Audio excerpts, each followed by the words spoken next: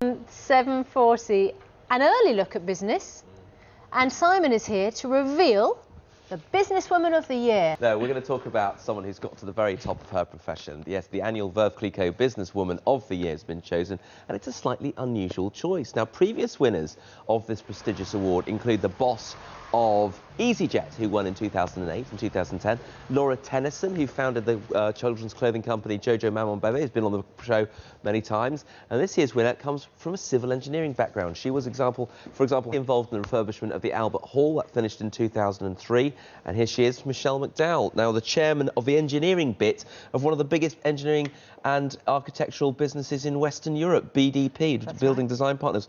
Congratulations. Thank you very much. Now, you studied engineering. I bet when you were studying engineering, there weren't that many girls doing that. There weren't. There were. How did that happen? Well, there were 3 of us on our course in engineering. Yes, it came about by fluke, really. Fortunately, my dad, who's a science teacher, brought home a leaflet about engineering for girls who were interested in maths and physics. And I took it up, went on a little residential course, and I was totally inspired. And did you find, as you got successful and you started working for companies, that your being a woman was a hindrance, it was difficult in a male-dominated world, or did it set you apart? A bit of both, really. In some ways, being the only woman can be quite difficult.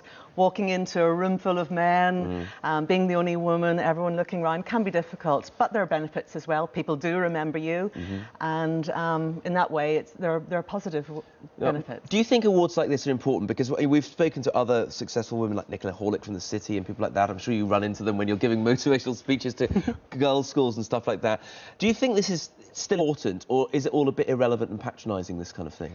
I think there's still a place for awards like this. There are so few women at the top, at board level, that we still need awards like this, really, to provide a platform to celebrate the success, what women can bring to business or engineering. And what do you think that is? Because look, the Davis report, talking about how many women in the boardroom, is there something that women can uniquely bring to the boardroom, and why aren't there more of them? Well, I think with a level of determination you can get there. Perhaps some women won't necessarily tolerate the entire male-dominated environment. Some women stop to have a family and don't come back. So there are reasons why women don't get there. Did you have a family? I haven't got a family, no. OK, because that is that some people will say therein lies the difference. That's the sacrifice you've got to make. Perhaps. I mean, I would like to think I would have got to where I am. Perhaps it may have taken a little bit longer.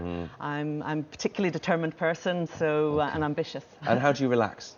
Well, I spend time with my partner, and we travel, cook together. So, OK. Yeah. Well, congratulations, and thank you very much indeed for coming in. Michelle McDowell there, Businesswoman of the Year. Thank you. Congratulations. Yes, Thank you. congratulations. Thanks very much. Thanks, Simon.